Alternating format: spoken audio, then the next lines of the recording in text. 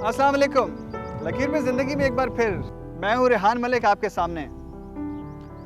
Budget आ रहा है, सभी लोग बजट की बातें कर रहे हैं, पढ़ी लिखी बातें, डॉलर रुपए अरबों खरबों की बातें।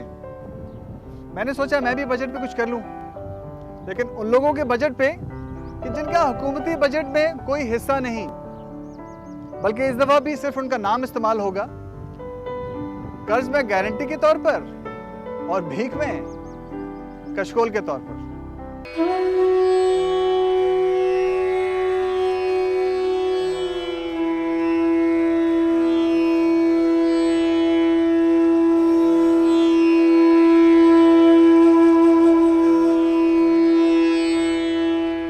रावलपिंडी का रिहायशी दानिश एक ऐसी बीमारी का शिकार है जिसमें छाती की बनावट में तब्दीली आ जाती है और कद बढ़ने का अमल रुक जाता है। लेकिन जब कोई शख्स अपनी जिंदगी को कुछ इस तर्ज से गुजारने का अज़म कर ले कि वो देने वाला हाथ बनेगा ना कि लेने वाला, इसी अज़म ने दानिश को घर का सहारा बना दिया। दानिश का रोज़ो शब यही छोटा सा होजरी का स्टॉल है। दानिश सुबह फजर की नमाज के बाद से लेकर रात गए तक अपने घर वालों के लिए रोजी कमाता है।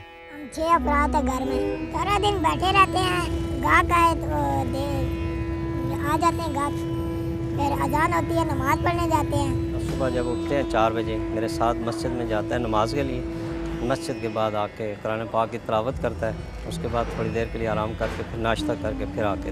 दानिश की उम्र तो 18 बरस है, लेकिन इसका कद तकरीबन 3 फुट है। इसके बावजूद इसके इरादे इतने मजबूत और हौसले ऐसे बुलंद हैं कि दोनों बहनों की शादी और छोटे भाई की तालीम की फिक्र इसके माथे पर शिकन नहीं पड़ने देती। मेरी ज़िंदगी ये ख्वाहिश है कि मैं कुछ करूं अपनी बहनों के लिए, उनको इतना पढ़ाऊं और उनकी मैं अब किसी अच्छे घर में शादी करूं।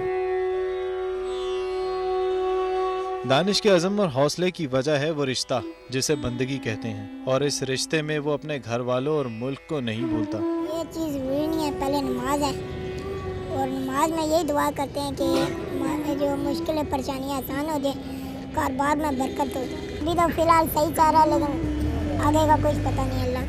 दानिश के इस रिश्ते की पुख्तगी में इसके वालिद का बहुत अहम किरदार है, क्योंकि इसके वालिद भी हर मुश्किल में दर दर की खाक छानने के बजाय खुदा के हुजूर सजदा रेज होते हैं। सबसे बड़ी बात है कि अल्लाह की ज़ात को कबूल नहीं है तो कुछ भी नहीं हो सकता। अगर कबूल है तो मैं कहता हूँ इसकी बीमारी जो है वो ठीक हो जाए और ये सेहतमंद हो जाए।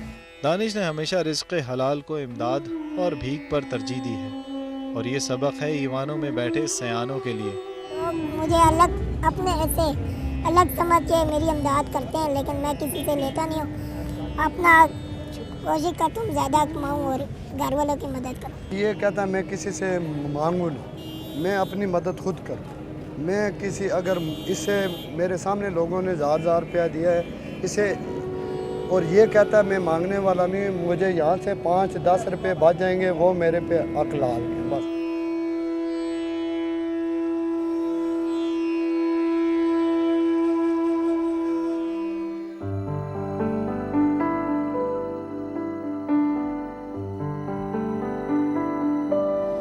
ये जो बजट है ना, इसके नाम में ही धोखा है। बजट का डी लिखा तो जाता है पर बोलने में गायब।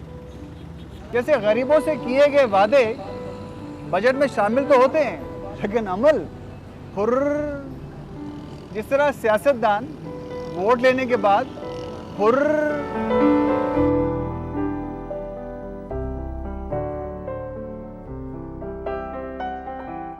आपको याद होगा 2 साल पहले ऐलान किया गया था कि बजट सनद के लिए है, सनद बंद हो गई। पिछले साल ऐलान किया गया कि बजट गरीब के लिए है, तो हुकूमत ने गरीबों पर इतनी तवज्जो दी कि गरीबों को लग पता गया।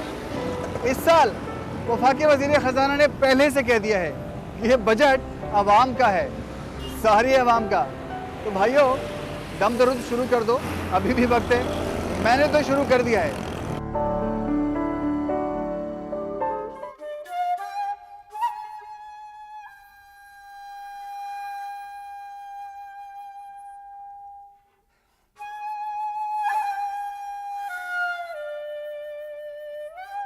धीरज कराची के इलाके नी मार्केट की जिन गलियों से कूड़ा करकट उठाता था, सफाई करता था। वही गलियां उसको मौत की तरफ ले गईं। छोटी बहन को चीज़ दिलाने के लिए गया और अपनी मौत का सामान ले आया। हैंड ग्रेनेड के धमाके में शदीद जख्मी हो गया। धीरज की मौत के बाद उसके घर वालों को महसूस हुआ कि धीरज सबके सीनों में दिल बनकर धड़कता था। जैसा एक तरह का बाजू नहीं होता, इसी तरह था। मेरा बेटा नहीं बन के रहता था, मेरा दोस्त बन के रहता, भाई बन के रहता था।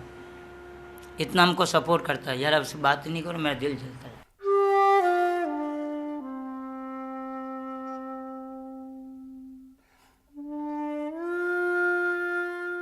मेरा को यो समझ आता है कि मेरा बच्चा किधर आएगा, मेरे को माँ माँ बोलेगा। मेरा बच्चा नहीं जा सकता है भाई। धीरज के बगैर तो सब बहुत खाली खाली लगता है। रात दिन उसकी याद आती है।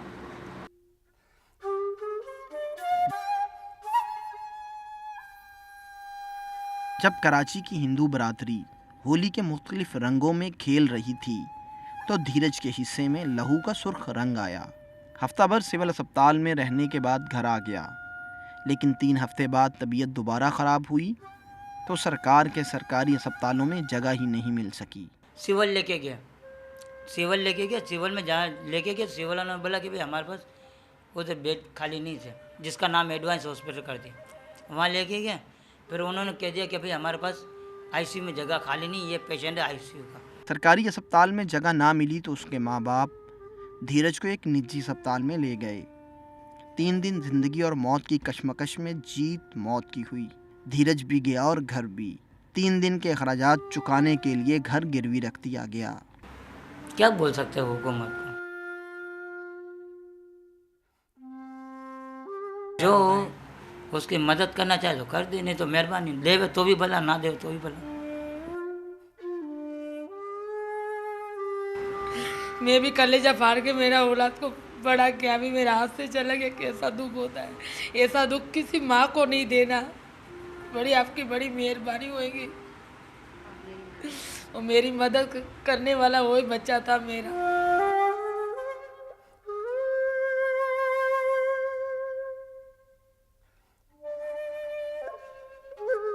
बैरून मुल्क इलाज कराने वाले हुक्मरानों की तरफ से पेश करदा बजट से धीरज तो वापस नहीं आएगा।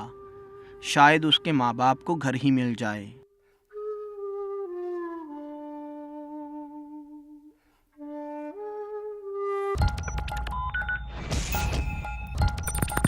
चलते हैं एक और साबिर के पास, जो सब्र के साथ बजट सुनता और देखता है, और फिर वही पान पे कत्था और चूना।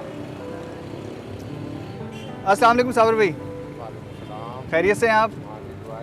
साबिर भाई ये बताइए कि कब से काम कर रहे हैं आप?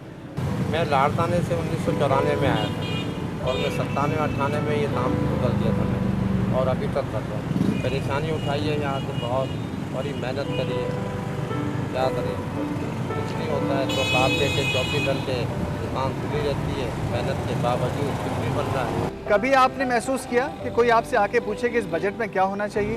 नहीं, कोई भी नहीं आया। आज मेरी 70 साल उम्र है। ये बजट ऐसे ही आता है, चला जाता है, ये अमीरों का बजट होता है। बजट में कौन पूछेगा? ये सब अमीर लोग हैं, सब अमीर तबका है जो आता है हुकूमत में। ये गरीबों के लिए कुछ नहीं कर सकता। ये खुद ऐसी में घूमते हैं, ऐसी दारियाँ। बजट तो इनका है जो एक रोजी लाली में और घूमेंगे। गरीब का क्या बजट है? रोटी कपड़ा मकान तो दे नहीं सकते, रोटी भी छीन ली इन्होंने। 24 घंटे मेहनत करते हैं, तभी आटा नहीं है, तभी चीनी नहीं है, तभी दूध नहीं है। कोई मेहमान आ जाता है तो उसे चाय भी नहीं पिला सकते, कहीं शादी ब्याह में जा नहीं सकते, 24 घंटे काम में मसरूफ होते हैं। क्या करें, बड़े परेशान हैं। अल्लाह ही बस चलाए रहा हमें। बात यह हमारी तो ताकत नहीं है। 24 घंटे मतलब है इसमें लगे पड़े हैं और कुछ नहीं बनता। कभी महसूस हुआ कि जब बजट का ऐलान होता है तो उसमें आपके लिए भी कोई हिस्सा होना चाहिए, गरीबों के लिए कोई हिस्सा होना चाहिए? नहीं जी, गरीबों के लिए क्या हिस्सा होता है भाई? इनके चट्टे बट्टे जो उनके लिए ऐलान होता है, गरीब के लिए कोई ऐलान नहीं है। आटा इतना महंगा है, चीनी महंगी है, सब चीज़ महंगी है, क्या ऐलान होगा? तनख्वाहें नहीं है, कुछ महंगाई बढ़ती जा रही है, दिन पे दिन कारोबार डाउन होते जा रहे हैं।